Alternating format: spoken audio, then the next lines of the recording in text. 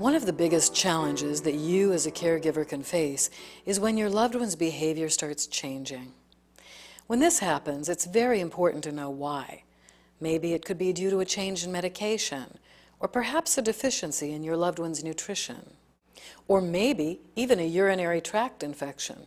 Yes, many people don't know that a urinary tract infection can trigger confusion, agitation, and depression, just like more serious sounding conditions.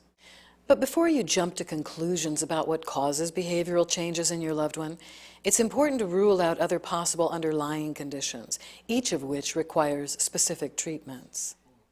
If you suspect your loved one may have Alzheimer's or another memory disorder, you both need to understand what you're dealing with right away. The sooner your loved one is tested comprehensively and diagnosed, the easier it will be to manage the symptoms. How can you tell if your loved one has mild to moderate memory loss? He or she may have problems finding the proper words to say, may lose focus and attention, may be disoriented, and may have problems following directions or performing tasks that used to be easy. With more advanced dementia, your loved one may lose his or her social abilities, may start to wander, may exhibit inappropriate behavior, and may experience hallucinations. Remember that not all of these symptoms occur with everyone who has dementia, but they're all possible, and they can lead to frustration and depression for you as well as for your loved one. And also, above all, remember that your loved one's behavioral changes are not his or her fault, and that getting angry or frustrated won't help matters. Instead, approach the difficult behaviors with gentleness and patience. Uncle Jimmy, would you like a sweet? Yes, I would. Make sure that your loved one is in the calmest environment possible, that he or she is getting adequate nutrition and enough water to drink, and some form of exercise. I ended up there. We have the Chattanooga choo-choo chairs. Jimmy, this TV is a little loud. I'm going to turn it down, okay? If there are loud noises or voices, if there is too little or too much light, or if the room is too hot or too cold, either correct these things or move your loved one away from them. Lack of sleep or rest can also make your loved one irritable and hard to manage. And although you want him or her to have plenty of stimulating activities, too much stimulation can cause irritability. Hey, Jimmy, can you go over to the fridge and get me the butter and put it on the table, please? Where's the fridge? Right here. If your loved one is helping with household tasks, don't give elaborate instructions. Just start with the refrigerator. Go over here. Explain simply and have him or her do one task at a time. Up above your head. As another way of simplifying things, when you're laying out clothes for your loved one, lay them out in the order that he or she will be putting them on. Some people with dementia experience more intense behavioral changes in the late afternoon or evening. This phenomenon is called Sundowning. We don't know exactly why it occurs, but it seems linked to fatigue or changes in the light and shadows which come toward the end of the day.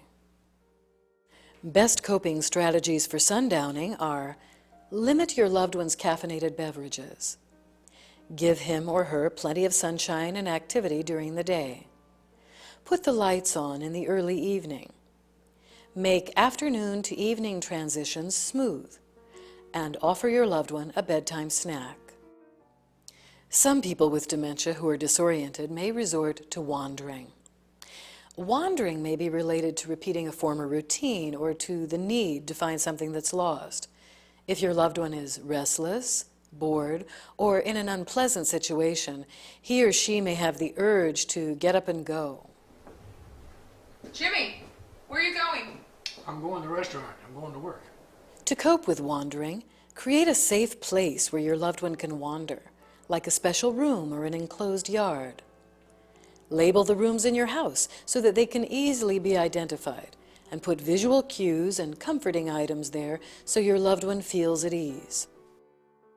Alarms and locks can warn you if your loved one tries to wander away, and there are tracking systems in case he or she does.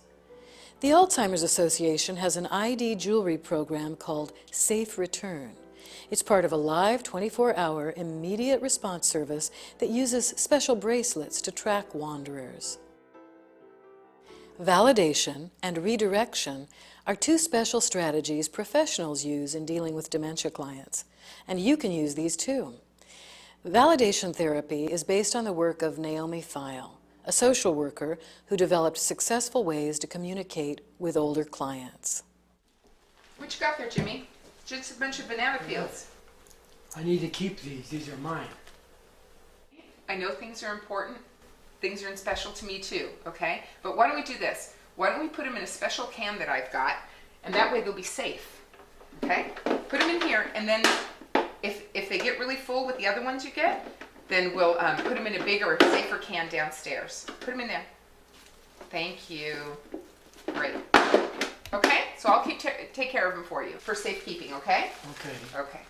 Redirection goes hand in hand with validation. It's another way to diffuse a tense situation with acceptance and dignity and without arguing.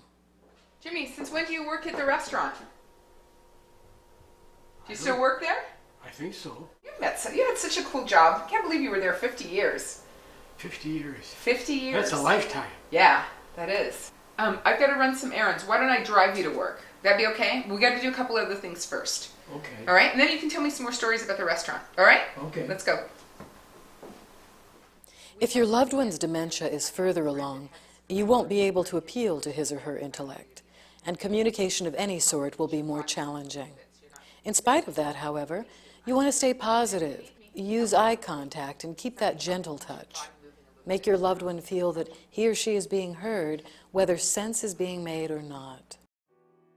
By using patience and employing validation and redirection strategies when needed, you'll make shared time with your loved one not only easier, but more dignified and memorable.